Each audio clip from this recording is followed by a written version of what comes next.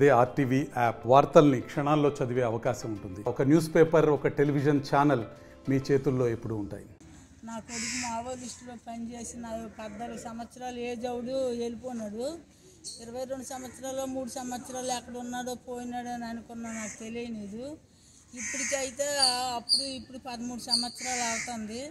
చలాండ్ర అయ్యి ఎక్కడోటు ఇంద్రా సత్తిరెడ్డి అప్పుడు డీజీ అరవిందరావు ఉన్నప్పుడు గిత్తి జగల్లోకి ఉన్నాడు. చలాండ్ర చేసినాము ఇక్కడ హైదరాబాద్లో. చలాండ్ర చేసి ఇంటికి పంపించిన 3 రోజుల నుంచి అప్పుడు గిత్తి జగల్లోకి ఎమ్మెల్యే అయింది కాబట్టి ఎస్పీ డిఎస్పీ రమ్మంటాను పంపించి అప్పాను పంపించినాము. పంపిస్తే పలాస్ డిఎస్పీ ఆఫీస్ కాడే ఒడిశా వాళ్ళకి ఇక్కడ ఎస్పీ వాళ్ళతో ఇచ్చి అప్పచెప్పేసినాడు.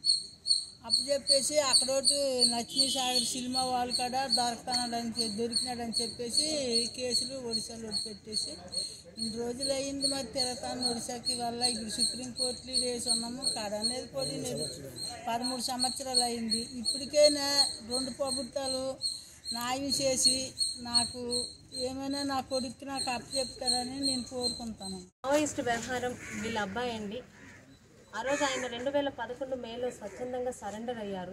సరెండర్ అయిన తర్వాత చర్చలకని ఒకసారి మామూలుగా ఆయన్ని ఇంట్రాగేట్ చేసి పంపిస్తామని ఆఫీస్కి పిలిచి ఆ రోజు నుంచి ఆయన్ని ఒరిస్సా పోలీసులకు అప్పచెప్పారు.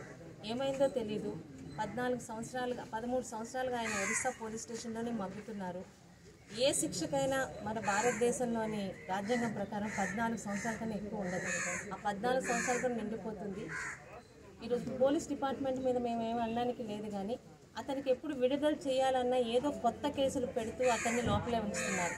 13 సంవత్సరాలుగా జైల్లో మగ్గుతున్న అతను కొత్తగా చేస్తున్న నేరాలు ఏవీ లేవు, పెట్టిన కేసులే పెడుతున్నారు. ఈరోజు ఎస్పీ గారితో కలవడం జరిగింది. ఆ డిపార్ట్మెంట్ వ్యక్తిగా చాలా చక్కగా స్పందించారు. నా లెవెల్ కన్నా ఇది పెద్దదైనా ఖచ్చితంగా సీనియర్స్ లిస్టులో తీసుకువెళ్తామని.